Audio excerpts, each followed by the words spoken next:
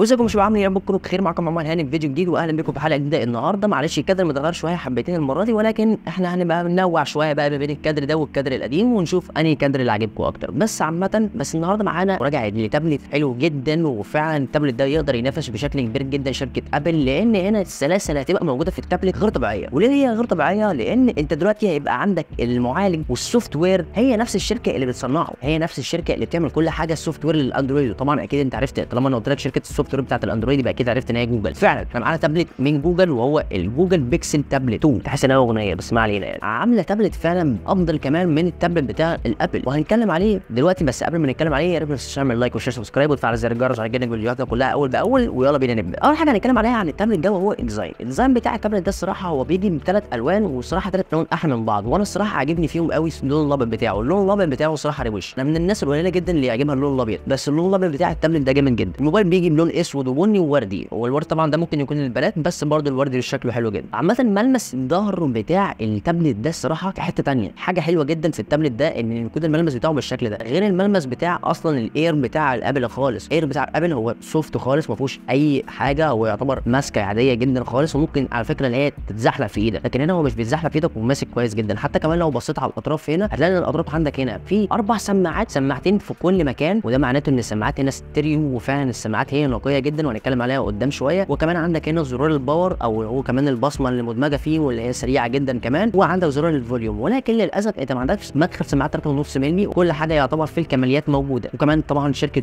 جوجل اللي مكتوبه الشعار بتاعها من تحت، وفي ثلاث حاجات كده، ثلاث نقط ممكن تقول عليها ثلاث لمض، لكن هي مش ثلاث لمض، هي ثلاث شروط او ثلاث انتنه موجوده عندك في التابلت. وده لان انت عندك هنا موجود في العلبه بتاعت التابلت عندك شاحن لاسلكي او وايرلس، تقدر ان انت تشغله او تحطه على التابلت على طول عشان يشحن. وفعلا كمان الحاجه الحلوه اللي موجوده هنا ان المكان ده بحاجه كبيره اللي انت شايفها دي هو يعتبر كمان سماعه خارجيه، تقدر ان انت كمان تحطها زياده او اكستنشن علشان تقدر كمان ان انت تسمع وانت حاطط التابلت على الشاحن، ان انت تسمع كمان. حرفيا انت عندك صب في البيت، انت عندك صب بس صوته عالي جدا ونقي وواضح، تقدر ان انت تشحن بيه على طول. ده غير كمان ان البطاريه بتاعت الموبايل هنا اصلا 7020 ملي امبير، البطاريه هتقعد معاك اليوم كله مستريح يا معلم. ده غير كمان ان البطاريه الشحن هنا بيشحن بيها هو مش سريع، هو 27 واط، والبطاريه يعني هتاخد وقت كبير جدا معاك وهي بتتشحن. برده ده ستيل اللي احنا بنتكلم على تابلت، فالتابلت انت اكيد يعني انت مش هتبقى واخد بالك قوي من حوار سرعه البطاريه دي وانت قاعد بتلعب بيه او قاعد ماسكه، يعني انت لازم تروح تجيب حاجات وتيجي قبل ما يشحن ده كله، لانه هياخد وقت كبير جدا. التابلت ده يقدر يخليك تتفرج على فيديوهات لمده 12 ساعه، يعني انت ممكن تتفرج على فيديوهات لمده 12 ساعه ومش هيفصل معاك، فدي حاجه كويسه جدا ونقطه قويه جدا في التابلت. تعالى بقى نتكلم عن النقطه الثانيه برده قويه في التابلت، وهو الشاشه 10.97 بوصه، شاشه كبيره جدا وعريضه، بنسبه استحواذ للشاشه بتاعتها 79.8% من استحواذ الشاشه عامه. وطبعا الحوافل اللي موجوده حوالين دي مقبوله، موجوده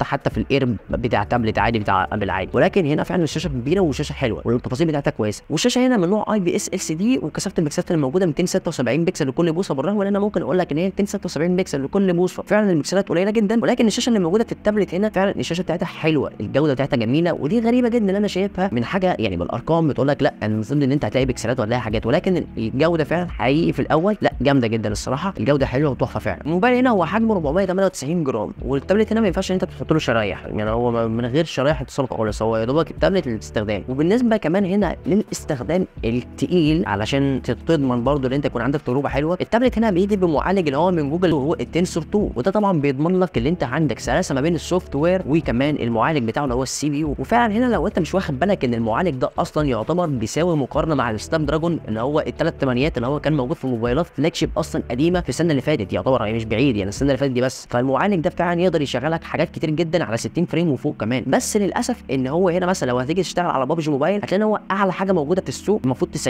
ان للاسف عشان الشاشه هنا ما بتدعمش 90 هرتز، بتدعم 60 بس. هو لو كان فيه 90 هرتز كان هيقدر يدعم لك ال 90، ولكن هو ما فيهوش 90 هرتز للاسف. فعلا التابلت ده يقدر ان هو يديك احدث حاجه واحلى حاجه في السلاسه انت ممكن تتخيلها. التابلت هنا هتقدر تلعب على بابجي موبايل بدون بجات بدون اي تعليق بسلاسه كويسه جدا. ده غير كمان انت هتبقى مريحه قوي بالنسبه لك وانت بتلعب باربع صوابع او بخمسه براحتك. الشاشه فعلا كبيره وواسعه وحلوه، فالمعالج ما تقلقش منه، المعالج فعلا بينافس معالجات قويه زي الفلاج شيب زي ما انا قلت لك سناب دراجون. كمان هو جايب دقه تصنيع 5 نانومتر، يعني موفر البطاريه بشكل كبير جدا مع 7000 اللي احنا اتكلمنا عنها بتاعت البطاريه. ثواني النواه مع معالج كمان رسومي الماني جي 710، مع كمان رامات 8 جيجا رام، مع كمان ذاكره داخليه تيجي من نسختين، عندك 256 جيجا و128 جيجا. انا مش شايف اي عيب في التابلت الصراحه، غير حاجه واحده بس اللي انا بتكلم عليها وهي 3.5 مللي مدخل السماعات، ولكن غير كده السماعات الاستيريو فعلا دقيقه جدا وواضحه وحلوه، يعني انت فعلا ممكن تعتمد عليها غير لما انت تحط السماعات، مش لازم تحط سماعات، ممكن تعتمد عليها فعلا لو انت بتلعب ببجي موبايل او تيجي تلعب اي حاجه فيها شوتر، ممكن تقدر ان انت تعتمد عليها بمنتهى السهوله. الصوت واضح ونقي جدا. تعالى بقى نتكلم برضه عن الكاميرات اللي موجوده في التابلت ده. عندك الكاميرا الخلفيه هي كاميرا واحده وهي 12 ميجا بكسل وهي الترا فتحه اف 2.0. ميزه الكاميرا دي اللي هي فيها بانوراما واللي هي بتدعم الاتش دي ار وتقدر تصور لك فيديوهات 30 فريم 1080. والكاميرا السيلفي برضه هي 12 ميجا بكسل زي اختها وبنفس فتحه العدسه بتدي صوره الترا وبنفس الكلام بتدي 30 فريم في 1080. كل حاجه زي اختها بالظبط، هم واخدينها هنا كوبي وهنا بيست على طول يعني. بس الصراحه طبعا الكاميرات هنا ما تعتمدش عليها، هي كاميرات ممكن تكون للويب كام، يعني لو انت هتتكلم مع حد او حاجه او في فيديو على زوم او ميتنج او اي حاجه تقدر اللي هي توفر لك الموضوع بشكل كويس جدا. وطبعا لو انت معاك رينج لايت الدنيا هتبقى معاك افضل بكتير. وفعلا هي ممكن تكون من افضل الكاميرات اللي موجوده في التابلت، برضه لازم ناخد بالنا ان هي ممكن تكون موجوده في التابلت، ولكن هي مش افضل حاجه طبعا، هي مش هتنافس اي موبايل خالص، ولكن هي تقضي الغرض بشكل كبير. وافضل حاجه برضه في التاب ده ان السعر بتاعه يعتبر هو زي سعر موبايلات الفلاج شيب، يعني هو يعتبر انت جاي في موبايل فلاج شيب. التابلت ده بقى مع موبايلات الفلاج شيب بيجي 23000 جنيه بس، يعني بيجي